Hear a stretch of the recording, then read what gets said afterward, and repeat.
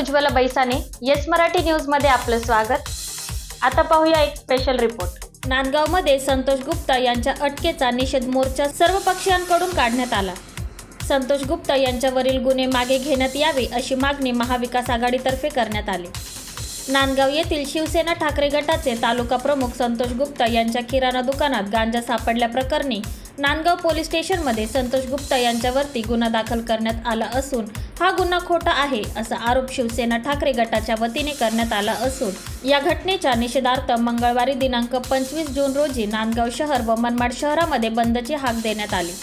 या बंदला व्यापारी वर्गाने उत्स्फूर्त पाठिंबा दिला आहे। शहरातील सर्व दुकानं या ठिकाणी बंद ठेवण्यात आली होती। हा खोटा गुन्हा दाखल केल्याचे आरोप करत शहरामध्ये शिवसेना ठाकरे गटाच्या वतीने निषेध मोर्चा काढण्यात आला। हा मोर्चा पोलीस स्टेशनच्या आवारात कार्यकर्त्यांच्या वतीने ठिय्या मांडण्यात आला होता।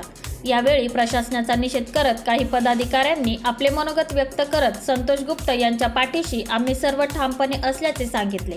यावेळी उपर पोलीस अधीक्षक अनिकेत भारती यांना निवेदन देत संतोष गुप्ता यांच्यावरील गुन्हे मागे घेण्यात यावी अशी विनंती करण्यात आली।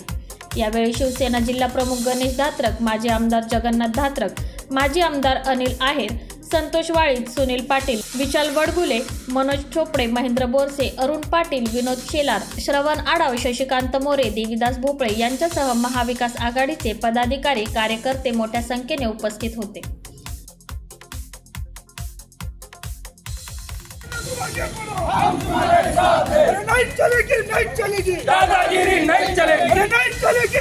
काम करणारा एक प्रामाणिक कार्यकर्ता माझा लहान भाऊ संतोष गुप्ता या माणसाने राजकारण फार कमी केलं।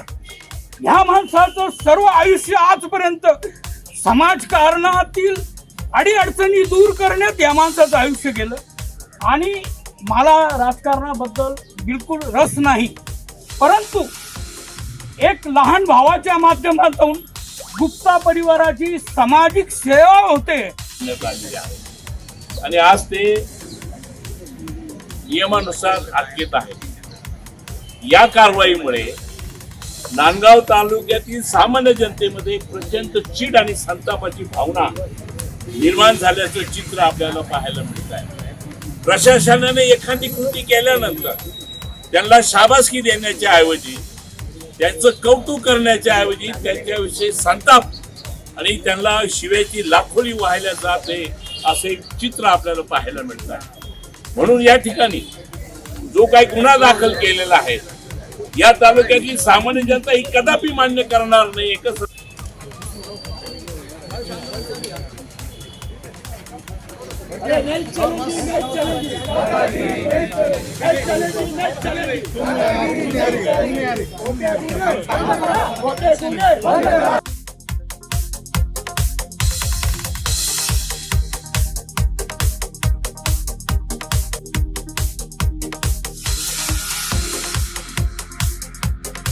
येस मराठीसाठी तालुका प्रतिनिधी विजय बडोदे, नांदगाव।